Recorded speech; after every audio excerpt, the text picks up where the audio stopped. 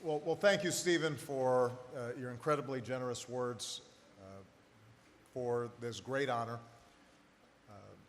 for your friendship, and most importantly, for the extraordinary work which brings us here all tonight.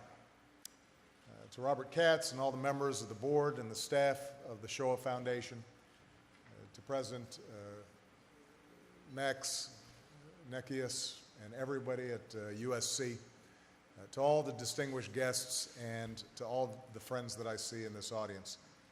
It is an incredible honor to be with you as we pay tribute to a remarkable institution and one that makes claim on our moral imagination. Being here with you tonight, I'm taken back to the visit to Buchenwald that I took in the very first months of my presidency. And I was there with my dear friend, Elie Wiesel. As most of you know, he had endured that camp as a teenager. And we walked among the guard towers and the barbed wire. We saw the ovens and the crematorium. We saw the memorial to the prisoners, a steel plate heated to the temperature of the human body as a reminder of our common humanity. And at the end of our visit, as we stood outside the place where his father and so many other souls had perished, Elie spoke these words. He said, "Memory has become a sacred duty of all people of goodwill." Memory has become a sacred duty of all people of goodwill. And that's what brings us here tonight. That's the duty that Stephen and all of you embrace, the sacred duty of memory. Now, just a few decades ago, many survivors of the Shoah were reluctant to share their stories. But one survivor living here in Los Angeles, a leather goods merchant named Poldek Pfefferberg, insisted on telling anybody who would listen about the man who had saved his life, a man named Oskar Schindler. And thanks to Poldek's persistence, Schindler's story was published as a novel, and the world eventually came to see and understand the Holocaust like never before in Stephen's remarkable film, Schindler's List, brought to life in a masterful way by Liam Neeson. And we were reminded that the Holocaust was not a matter of distant history or abstract horror. The voices, the memories of survivors became immediate and intimate, became a part of all of us. I loved what the teacher said in the video about how it entered into our DNA. That's what stories do. We're storytelling animals. That's what Stephen does. That's what Bruce does. He tells a story that stitches up our fates with the fates of others. And that film gave us each a stake in that terrible history, and a stake in ensuring such atrocities never happen again. Now, if the story had ended there, it would have been enough. Deanu. But Stephen didn't stop with Schindler's List because there were too many other stories to tell. So he created this foundation to undertake what he called a rescue mission, preserving the memories that would otherwise be lost to time. And over the past 2 decades, you've recorded tens of thousands of interviews in dozens of countries and languages, documented the experience not only of the Holocaust, but of atrocities before and since. As you heard tonight with Selena's incredible eloquence, you freed voices that could tell their own story in their own way.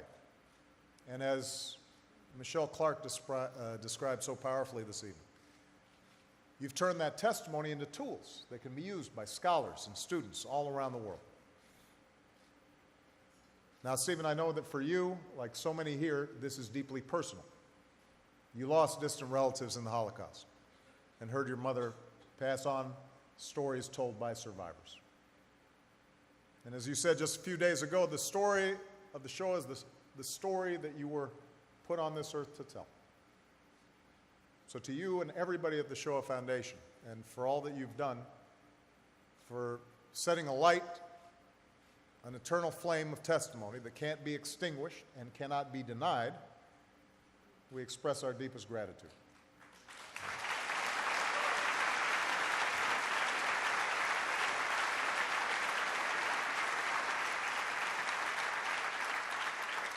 Of course, none of these stories could be preserved without the men and women with the courage to tell them. And I think sometimes how hard it must be to return to those moments, to remember those darkest of days, to recount how loved ones, husbands, wives, sons, daughters were taken away. And as Stephen mentioned, my great uncle was a soldier in the 89th Infantry Division, helping to liberate Ohrdruf, a part of Buchenwald. And what he saw during the war left him so shaken that upon his return to the States, he could not speak of his memories for years to come. We didn't have a word for it back then, but he returned and closed himself off for months. So shaken was he just to witness what had happened, much less experience it. So I want to say a special word to the survivors who are with us this evening, not just of the Holocaust, but as Stephen noted, survivors of other unimaginable crimes. Every day that you have lived, every child and grandchild that your families have brought into this world has served as the ultimate rebuke to evil and the ultimate expression of love and hope, and you are an inspiration to every single one of us. And on behalf of all of us, thank you for the example of your lives and sharing your stories with us in the world. Thank you. We are grateful to you.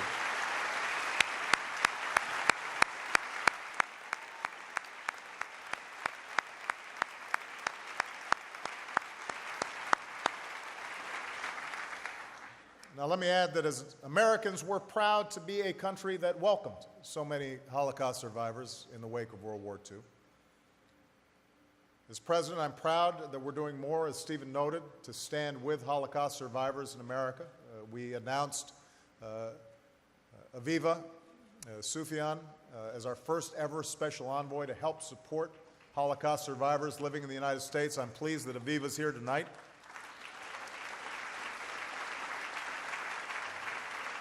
We've proposed a new Survivors Assistance Fund to help Holocaust survivors in our country live in dignity and free from poverty. We're already working with members of Congress and many of your organizations on this project, and tonight I invite more of you to join us. We need to keep faith with these survivors who've already given so much. The work of this foundation, the testimonies of survivors like those with us tonight, also remind us that the purpose of memory is not simply to preserve the past, it is to protect the future. We tell stories, we're compelled to tell stories, but they're stories that bring out the best in us, and they're stories that bring out the worst. The voices of those recorded and unrecorded, those who survived and those who perished, call upon us, implore us, and challenge us to turn never forget into never again. And we only need to look at today's headlines. The devastation of Syria, the murders and kidnappings in Nigeria, the sectarian conflict, the tribal conflicts, to see that we have not yet extinguished man's darkest impulses. There are some bad stories out there that are being told to children, and they're learning to hate early. They're learning to fear those who are not like them early. And none of the tragedies that we see today may rise to the full horror of the Holocaust. The individuals who are the victims of such unspeakable cruelty, they make a claim on our conscience. They demand our attention, that we not turn away, that we choose empathy over indifference, and that our empathy leads to action. And that's not always easy. One of the powerful things about Schindler's story was recognizing that we have to act even where there is sometimes ambiguity, even when the path is not always clearly lit. We have to try. And that includes confronting a rising tide of anti-Semitism around the world. We've seen attacks on Jews in the streets of major Western cities, public places marred by swastikas. From some foreign governments, we hear the worst kind of anti-Semitic scapegoating. In Ukraine, as Stephen mentioned, we saw those disgusting pamphlets from masked men calling on Jews to register. And tragically, we saw a shooting here at home in Overland Park in Kansas. And it would be tempting to dismiss these as isolated incidents, but if the memories of the Shoah survivors teach us anything, it is that silence is evil's greatest conspirator. And it's up to us, each of us, every one of us, to forcefully condemn any denial of the Holocaust.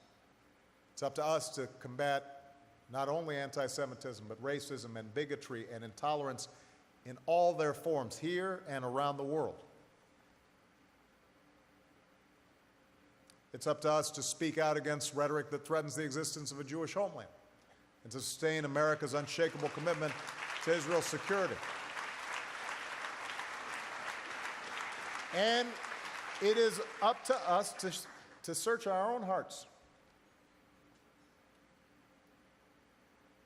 to search ourselves for those stories that have no place in this world. Because it's easy sometimes to project out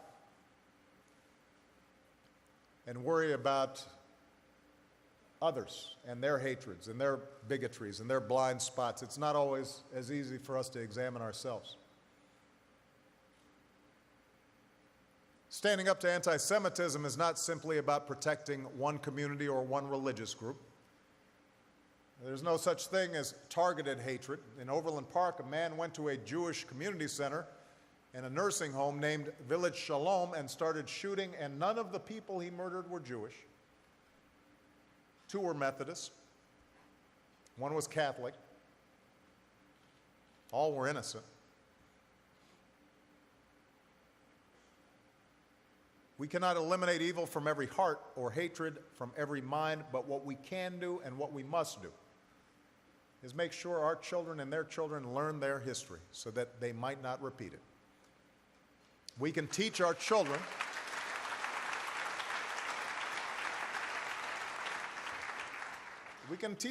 the hazards of tribalism. We can teach our children to speak out against the casual slur.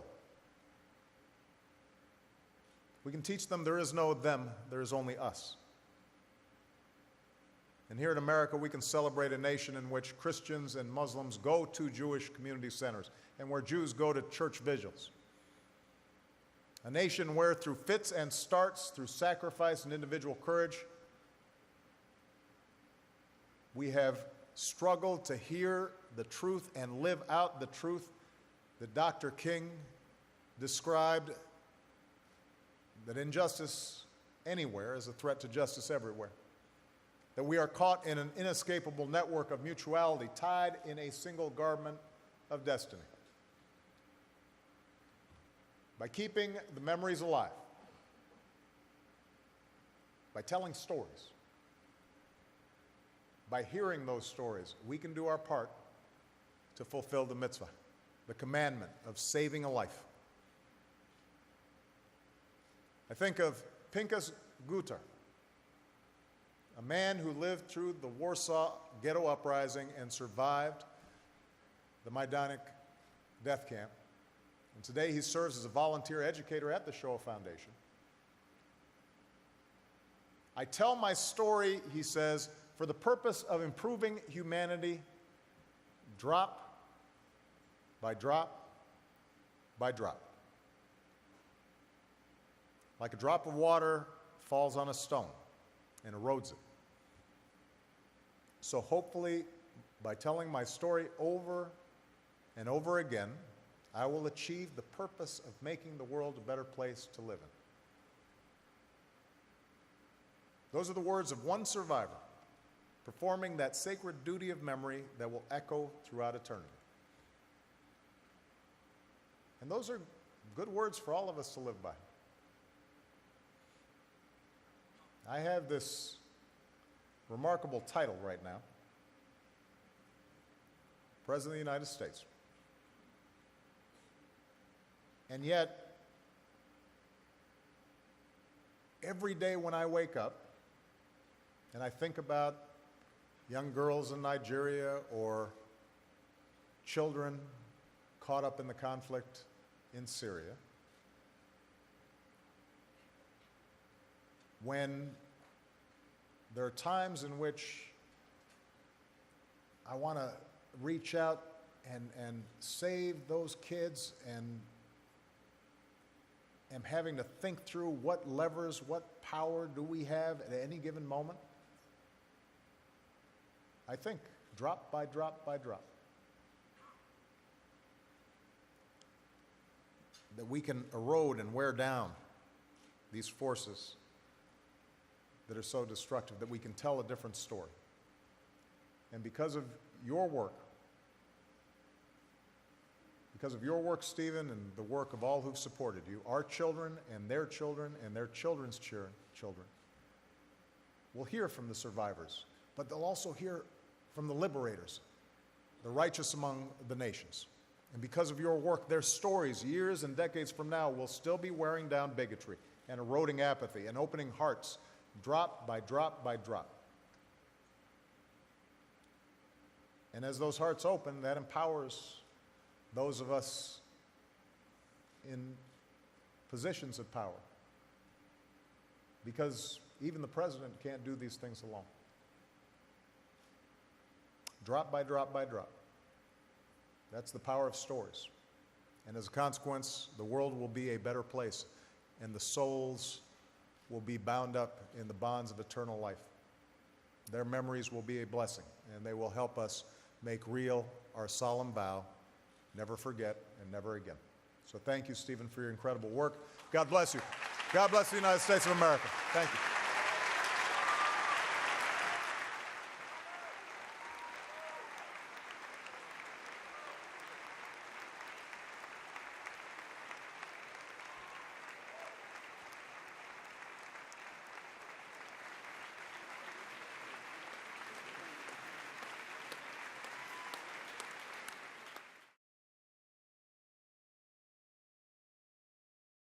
And the crematorium. We saw the memorial to the prisoners, a steel plate heated to the temperature of the human body as a reminder of our common humanity. And at the end of our visit, as we stood outside the place where his father and so many other souls had perished, Eli spoke these words. He said, "Memory has become a sacred duty of all people of goodwill."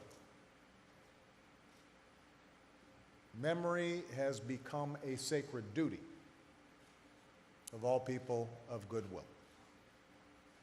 And that's what brings us here tonight.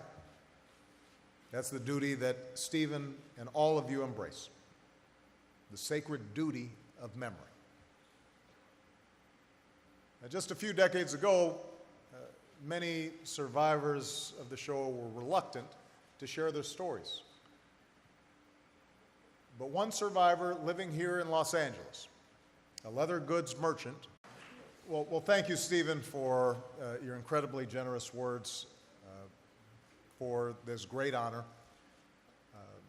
for your friendship, and most importantly, for the extraordinary work which brings us here all tonight.